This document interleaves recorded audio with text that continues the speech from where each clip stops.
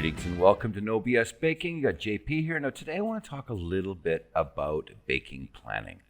Have you ever wondered why your product does not look like the product shown in the picture on the baking website you got the recipe from? Your bread is heavy, with a tight grain, or maybe it's weak after proofing.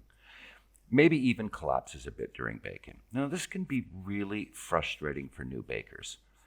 Even if the bread or buns you created are edible, they may not be what you expected, and so today we will talk about understanding, evaluating, and considerations you need to think about for ensuring success when taking on a new recipe. So you're out there online and you found a recipe that you want to try. Fantastic. Let's take a closer look at it. Now, not all, but many recipes are expressed in U.S. measurements. U.S. measurements differ from both imperial and metric systems in that it is based on volume versus actual weight. Whether you live in the U.S. or elsewhere in the world, there are some things that you need to consider when using volumetric measurements. Depending on where you look or where you're from, there can be all sorts of conflicting information when it comes to how much is actually 1 cup. In baker's math, this simple ambiguity could translate to near 4% for liquids, which although may not seem like a lot, can make a difference and can be further compounded by additional factors which we will discuss. Before we go any further, I would like to make note that measurement irregularities are noted across the spectrum when imperial measurements may also be used and considered. Here is just a quick example of some of the differences between imperial and the U.S. systems. However, even from the metric side, when converting volume measurements to metric, it is good to realize that even here, there may be some discrepancies from country to country. So you're struggling to make bread or cake, just like in the picture, and it doesn't seem to work out.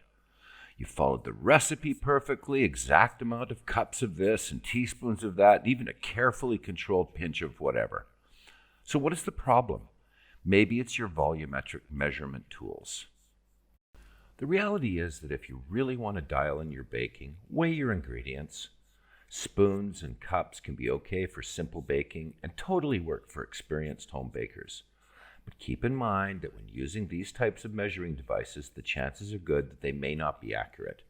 And believe it or not, there can be further issues and baking challenges and even recipe evaluation opportunities that can be realized or lost with their use. Now, I don't want to beat this to death. However, another volumetric consideration bakers need to think about is differences in ingredients. Now, this is more to do with humidity or the amount of moisture that's in the ingredient, how compacted the ingredient is, and the variances with respect to particle size. Now, as an example, if you substitute brown sugar instead of white sugar, particle size may play a factor, as would table salt. Being substituted with something like sea salt. Table salt is very fine particle size, whereas sea salt may be much coarser.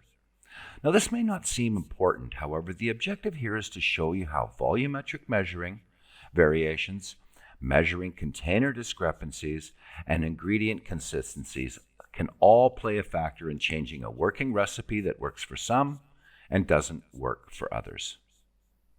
If you're learning something here, please give me a like and subscribe. It really helps me as I get this channel going. So if you're serious and really want to improve your baking skills and success, then my recommendation is to include percentages into your recipe plan and express your ingredients by weight. Let's take another look at the delicious bread recipe that I pulled off the website out there. Now, I'm not from the U.S., however, I grew up with the imperial system and the metric system, so I kind of have an idea of what I'm looking at. However, if someone was to ask me, what do you think about this recipe? Other than the glaring amount of sugar used here, the rest really doesn't mean too much until I see it as expressed as a percentage. Now, here I've worked out the formula in both metric and U.S. weights and applied baker's percent to these numbers. As you can see, they are very close in percentage. Now, when I look at this formula, I can note the following.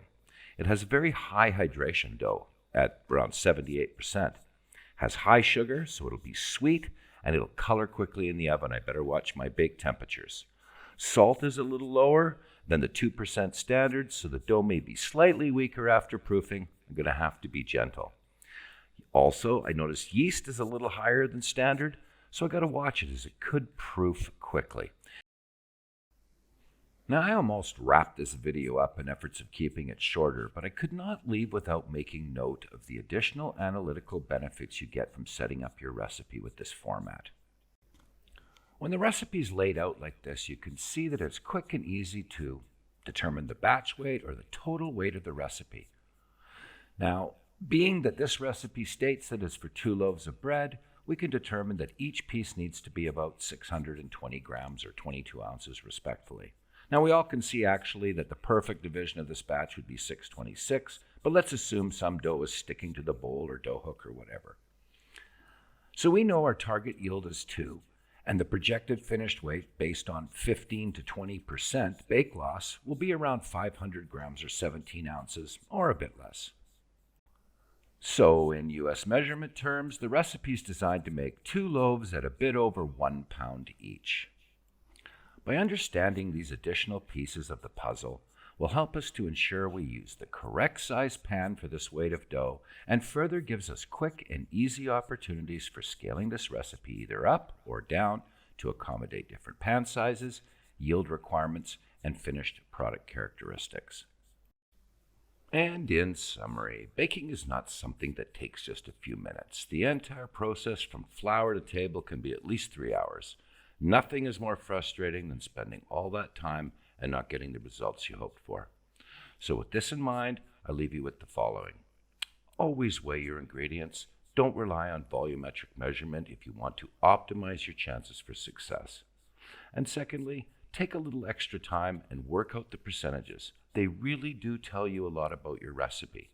They help you make minor changes and dial in your recipe based on your kitchen, your ingredients, your tools and equipment, and your time and skill level.